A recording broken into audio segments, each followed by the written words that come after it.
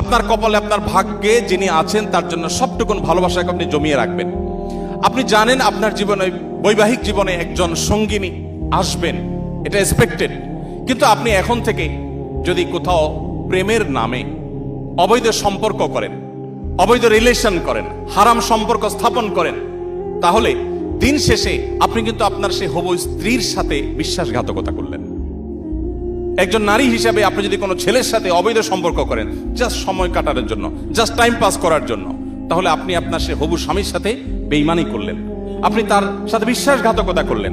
গোটা পৃথিবী বলবে আপনার যৌবনকে আপনি এনজয় করেন, আপনি যৌবনের উচ্ছলতায় হারিয়ে যান, আপনি ভোগ করেন। ইসলাম আপনাকে বলবে আপনি কন্ট্রোল করেন, আপনি নিজেকে নিয়ন্ত্রণ করেন, তারুণ্যে যেন কালিমা না লাগে। আমাদের মুখতার ভাই বিবাহ সম্পর্কে বলছিলেন, একজন মুসলিম তরুণ তার তারুণ্যে মনে চাইলো আর কোনো পাপাচারে লিপ্ত হয়ে গেলেন, আল্লাহর অবাধ্য হয়ে গেলেন, বিবাহ বহির্ভূত কোনো সম্পর্কে জড়িয়ে পড়লেন। এটি কোনো মুসলিমের সাথে অন্তত যায় না। একজন মুসলিম তরুণ এতটা ঢিলা হওয়া উচিত না। যেখানে খুশি সেখানে তিনি কাত হয়ে গেলেন, সেখানে তিনি এঙ্গেজ হয়ে গেলেন, নত হয়ে গেলেন, এটা মুসলিম তরুণের সাথে অন্তত যায় না। বিশেষ করে কোনো মানুষ বিবাহিত লাইফে থাকলে, তিনি যুগলবন্দি জীবনে থাকলে অন্য কারোর সাথে সম্পর্ক রাখাটাকে গোটা পৃথিবীর সকল সমাজ খারাপ মনে করে।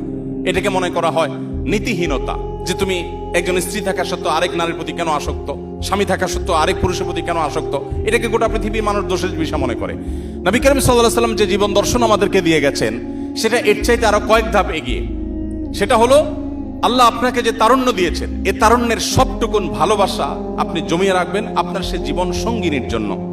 যেই যুবক তার তারুণ্যকে, তার যৌবনের চাহিদাকে কন্ট্রোল করতে পারে না, নিয়ন্ত্রণ করতে পারে না, তার চরিত্রকে হেফাজত করতে পারে না, তার সম্ভ্রমকে সংরক্ষণ করতে পারে না, এই যুবক আব্দুল্লাহ ইবনে ওমরের উত্তরসূরি হতে পারে না। এই যুবক ওমর রাদিয়াল্লাহু তাআলার উত্তরসূরি হতে পারে না।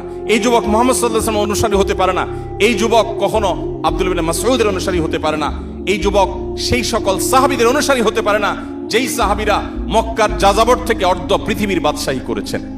আপনি তাদের অনুসারী, সেই নবীর উম্মত যে নবী তার যৌবনকে হেফাজত করেছেন এবং হেফাজত রাখতে বলেছেন। অতএব এই সংগ্রামে আমাদেরকে জিততে হবে এবং জয়ী হতে হবে। আল্লাহ তাআলা আমাদের সবাইকে সেই তৌফিক দান করুন।